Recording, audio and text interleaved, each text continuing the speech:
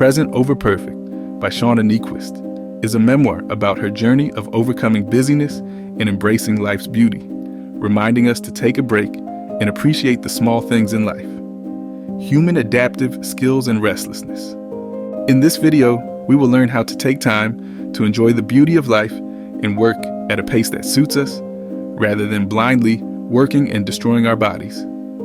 Learn to do what is right for us and stop thinking about others' opinions.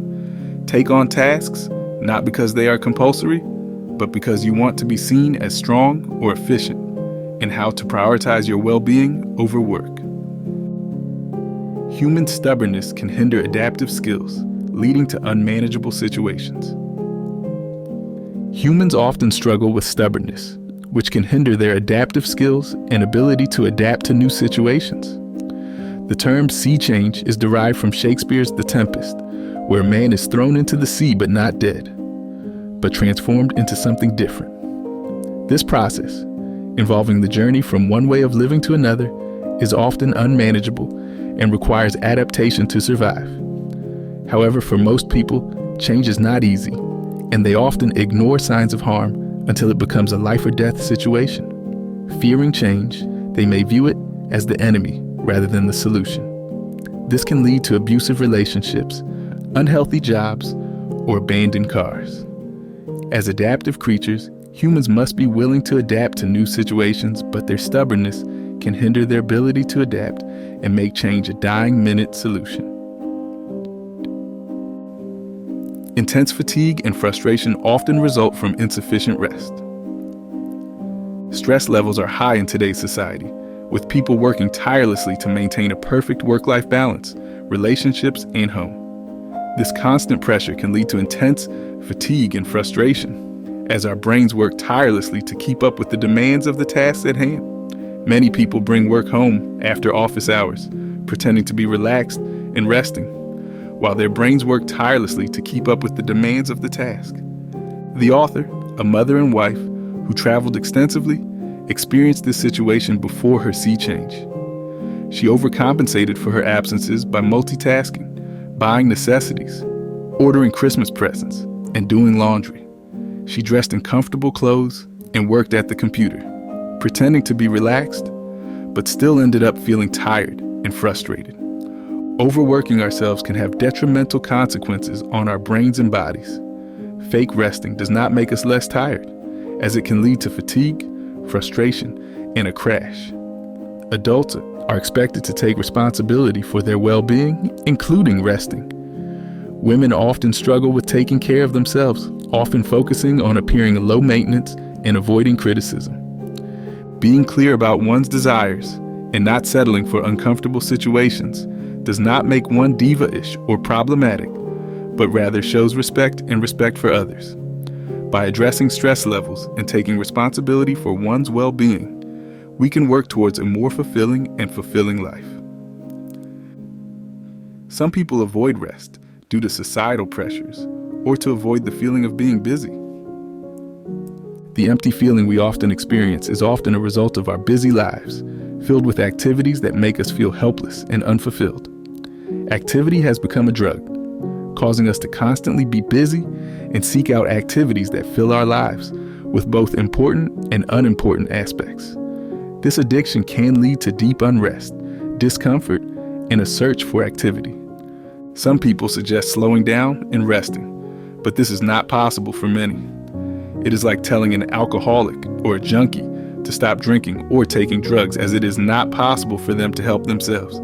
Keeping busy has become a way to avoid reflection, as we are scared of what our reflections might find.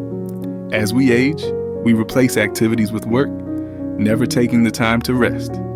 Facing these fears and dealing with them is better than running from them, as running from them will only lead us to our graves.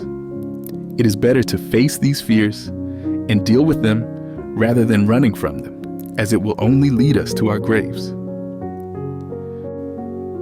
The journey of change requires support and understanding when to seek help. In the journey of change, it is crucial to know when to seek help. Many people are reluctant to ask for help due to fear of judgment and being seen as weak. However, it is important to acknowledge that anyone who loves you would not expect you to be infallible. The first step to solving a problem is admitting that you need help.